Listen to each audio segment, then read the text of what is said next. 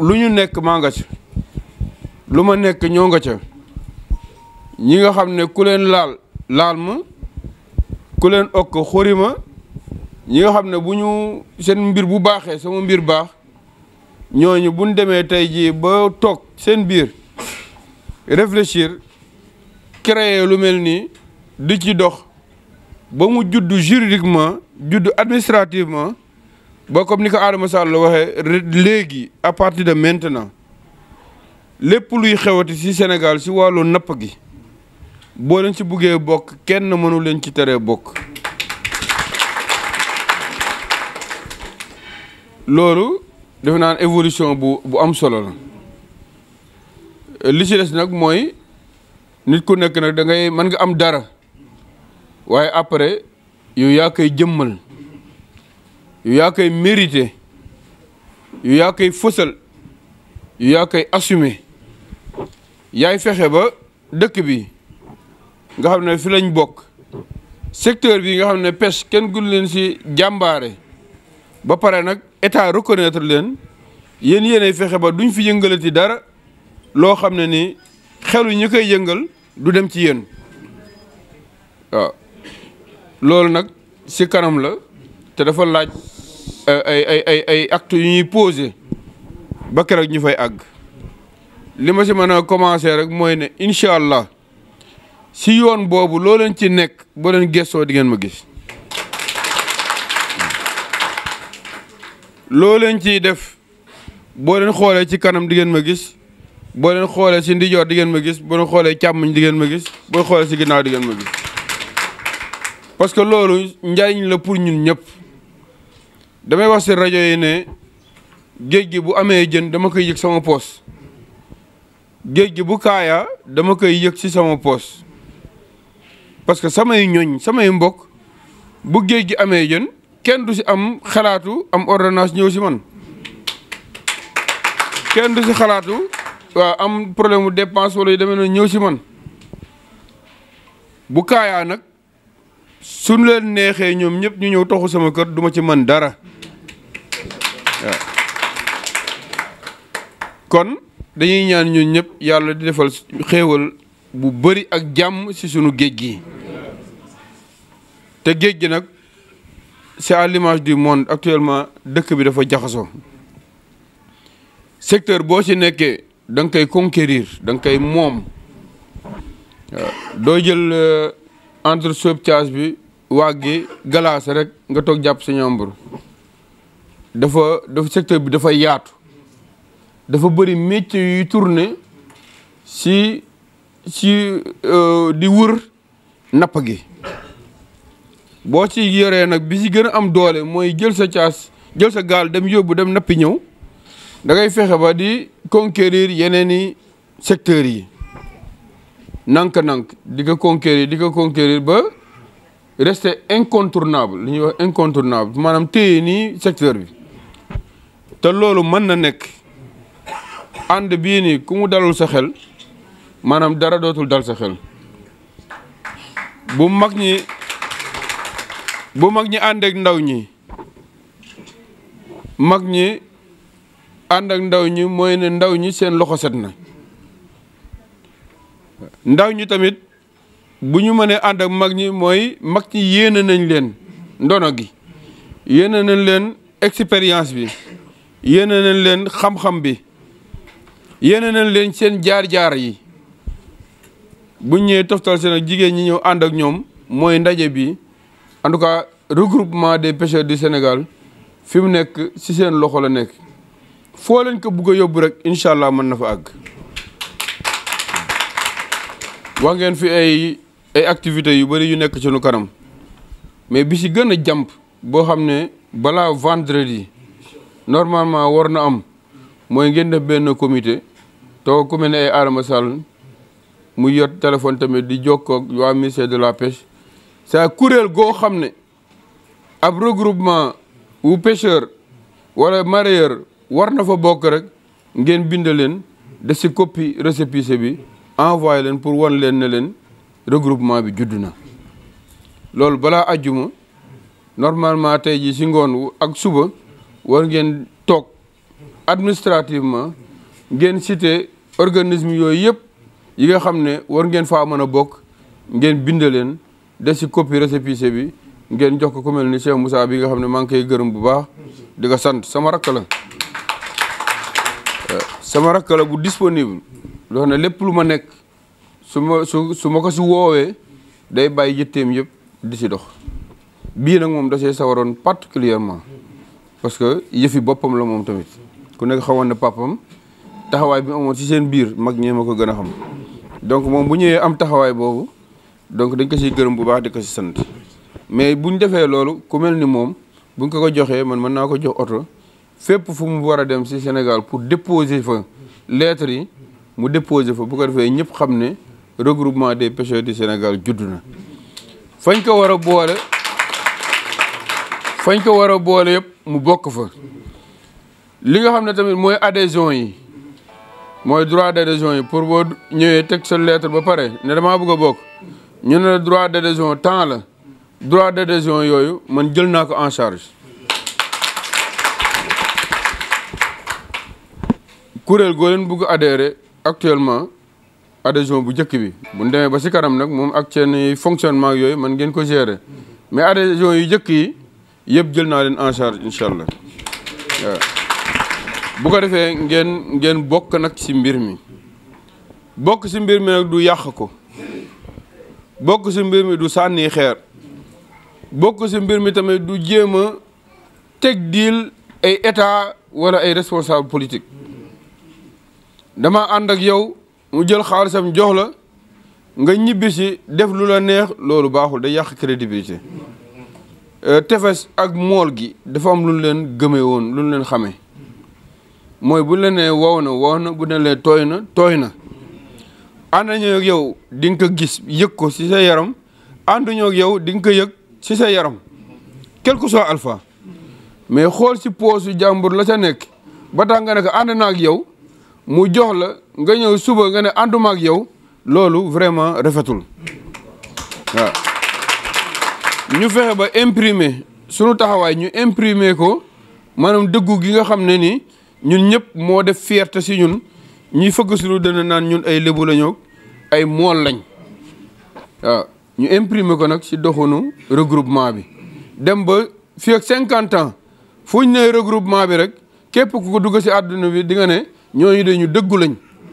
buñ la waxee ànd na ak yow xamal ne ànd na ak yow buñ la waxee ànduñoo ak yow xamal ne ànduñoo ak yow sa dërëm xooluñu ko ba tax ñu naan la ànd na ak yow te ànduñoo ak yow ñu fexe ba regroupement bi crédibilité am image am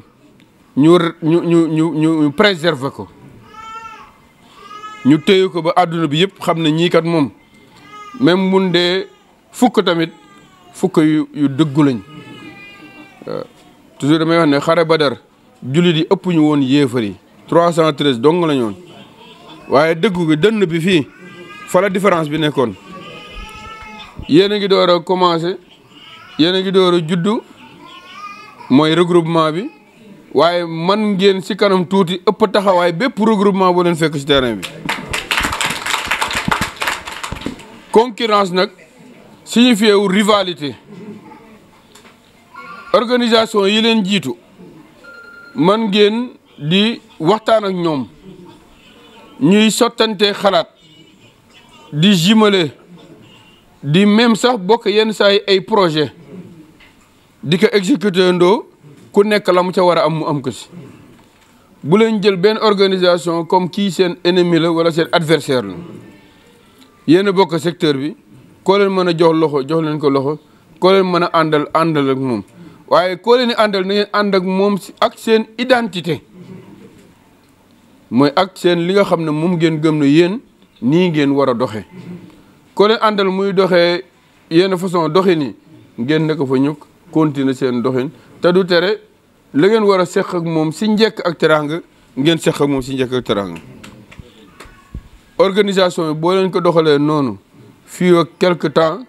dinañ leen dégg fépp si àdduna bi ñun de lépp loo xam ne mën nañ ko si fii si Sénégal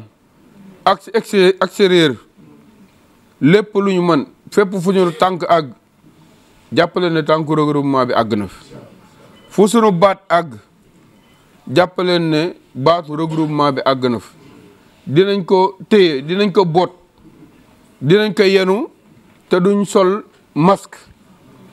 maanaam dañuy assumer ne ñun regroupement bi dañ ko fas yéene jàppale waaw parce que tamit ñu ngi jàppale yeneen i organisation waaw jàppale regroupement bi ça ne veut pas dire que dañuy bàyyi yeneen regroupement yi wala yeneen association yi waaye bii moom dañ koy jàppale bu baax te buñ koy jàppale duñ sol masque dañ koy jàppale au vu et au su de tout le monde waaw donc loolu tamit bëggoon naa ko see dolli beneen bi si topp mooy il faut mu am lancement wu regroupement bi boo xam ne aada wax na ne regroupement bi national la donc war ngeen am ay représentants fépp fi mu nekk nii à partir de tey si ngoon war ngeen commencer démarche yooyu xam naa commencé ngeen ko war ngeen ko continuer ba si lancement bi délégation wu Kafountine ñëw délégation wu Ziguinchor ñëw délégation wu Saint-Louis ñëw délégation wu Kayar ñëw ñëpp ñëw boole ak bu Mbour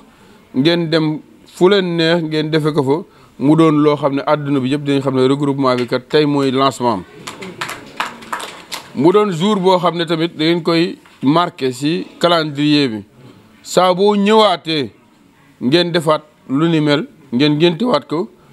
mu doon occasion ngeen évaluer fi ngeen jaar yëpp li ngeen def si at mi li si manqué li ñu si war a dolli lu ñu war a jooyantuwaat si taxawaay bi def naa loolu tamit dina leen jàppale bu baax mais daal fi mu nekk nii rek war ngeen bureau bi réunir ñu ne lancement bi fixé nañ ko tel jour diggante boobu nag ak boobu bañ fay àgg dina am yu bëri yu ñu war a def loolu ñu def ko ensemble ñun si wàllu administration wala si wàllu organisation lépp luñ si mën a jàpp si wàllu publicité yi si wàllu bâche bu di laajee c'est sonorisation couverture médiatique mooy fexe ba télé yeeg rajo yi si Sénégal yëpp ñëw ak ay invités yu am taxawaay lépp luñ si mën incha allah dina leen jàppale ba ndaje mi lépp lu mu rafet rek maanaam ñu xeb ko si. ñu def lancement bu am solo beneen bi si topp mooy ngeen réfléchir si benn plan d'action bi nag am na yu fi jot a génn mooy setal yi setal plage bi ba mu set ay formation war na ci am ay rencontre jumelage war na ci am ak yeneen bu leen fàtte également ne si secteur économique la association bi professionnelle la comme ni ko aada waxee léegi fexe ba am ay activités yoo xam ne day développer seen koom maanaam fexe ba seen kees muy am xaalis boo leen buggee dugg si dara ku leen siy fekk si da leen siy fekk si rek waaye fekk na am na loo leen téye ba pare waaw loolu tamit yëpp si plan d'action bi lay amee incha allah ñun tamit côté boobu lépp luñ si mën incha allah dinañ ko def à partir de semaine prochaine daa leen commencé di utal ay audience à Dakar ak ay kilifa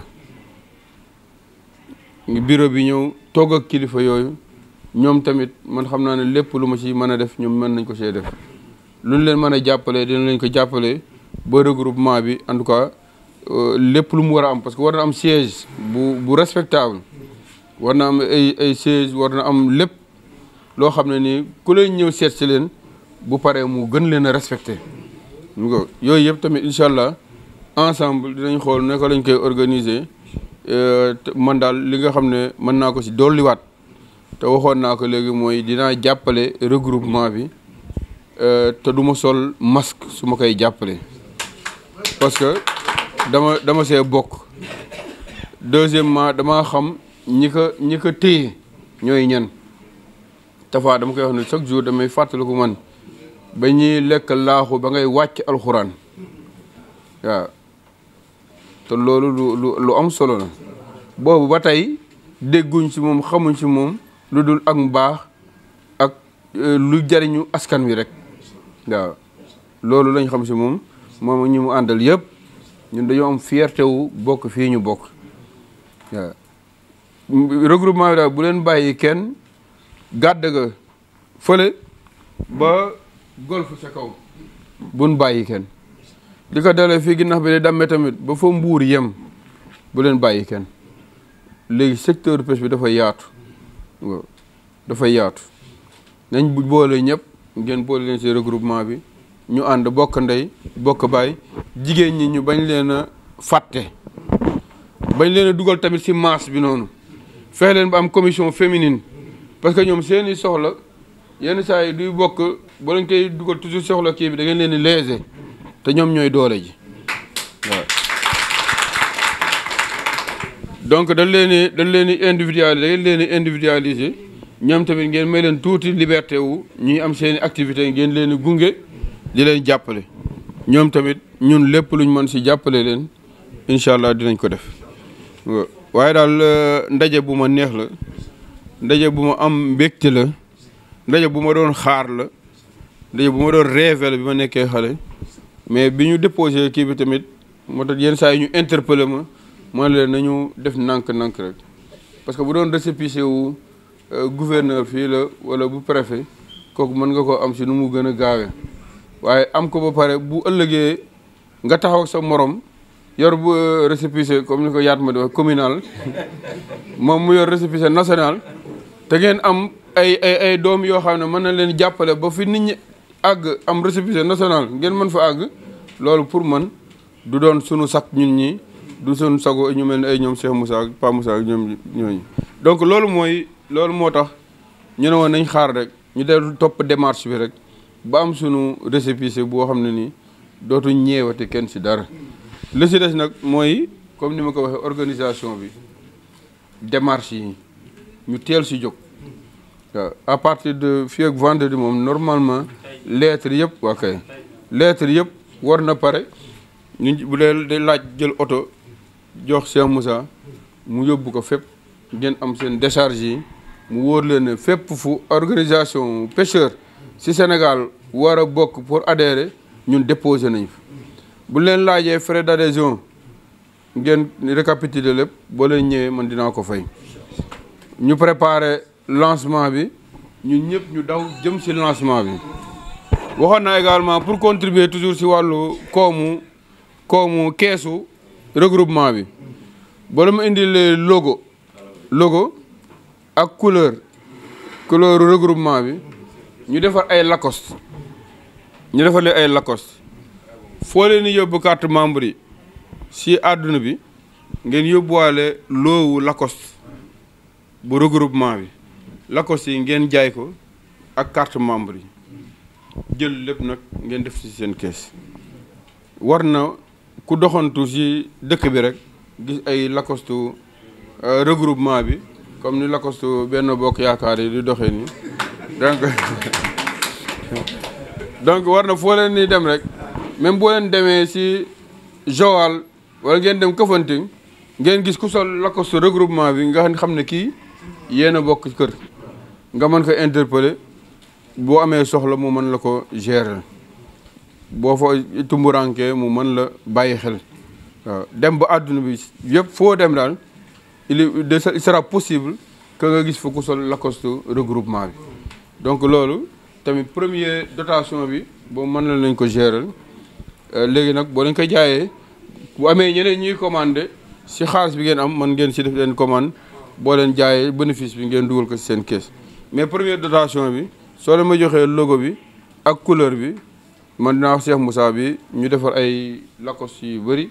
bu ko defee ñu jox ko regroupement bi foo leen di yóbbu ay carte membre pour adhésion ngeen yóbbuwaale fa ay Lacoste yi jaayaale ko loolu yëpp ngeen boole ko teg ko seen kees di ko tourner di liggéey li ñu bëgg daal mooy d'ici 5 ans regroupement bi am lu mu soppi si sunu dundin am lu mu soppi si sunu façon jëflante si wàllu économie si wàllu koom am lu mu oyofal si sunuy problème mu xaalis waaw buñ buggee gaal regroupement bi am lu mu participer si oyofal nga am gaal gi boo buggee moteur mu am lu mu oyofal ci loolu waaw boo amee soxla bu jàmp regroupement bi am lu mu ci oyofal waaw loolu dans 5 ans war nañ am objectif boobu beneen bi si topp nag mooy tekki sa la fa nga bokk dafa am solo tekki si bi nag mooy buñ dee réfléchir si politique gu pêche au Sénégal taabal dañ koy réfléchir ñu gis fa waa regroupement des pêcheurs du Sénégal waaw bu ñuy dajee bu président ne woon tey jii damay dajeeg askanu mool sa taabal ba ñu gis ci ay représentants wu regroupement bi loolu mooy yow am nga reconnaissance ci secteur bi nga xam ne fa ngay yëngatoo waaw te loolu nag yéen a koy liggéey ni ngeen koy liggéey mooy ci taxawaay bi c'est pas la peine di sànni xeer toujours c'est pas la peine di saagaate c'est pas la peine lu état bi def nga ne baaxul état bi ay nit njaay kese lañ suñu genre bi ñoo sa nekk lépp lu ñuy def lu baax moom nañ ci jublu ay doomu aadama la nag mën nañ def mu wuuteeg xëy na ni mu waroon mën a nekkee waaye jàppale ne état moom du jël mukk décision def pour yàq dëkk ba nga xam ne ni moom lañ ko dénk waaw loolu nag li boo leen ko comprendre rek après dialogue bi day yomb mooy bu état indee xalaatam yéen acteurs yi ngi indi seen xalaat ñu boole xalaat yi bu décision jibee nag ñu ñëpp ñu ànd ñu exécuter ko loolu tamit lu am solo la ci démarche bi nga xam ne moo ngi ñuy xaar ma di leen gërëmaat bu baax di leen sant di leen wax ne daal incha allah ñu ngi xaar retour yi mooy soxla yi interpellation yi pour que ñu mën a ànd dem ci déjà ci lancement bi bu doon lancement bu am solo beneen bi mooy activité boo leen nekk setal la wala leneen loo leen nekk rek incha allah boo leen gëstoo di ngeen ñu gis asalaamaaleykum wa rahmatulah taala wa barakatu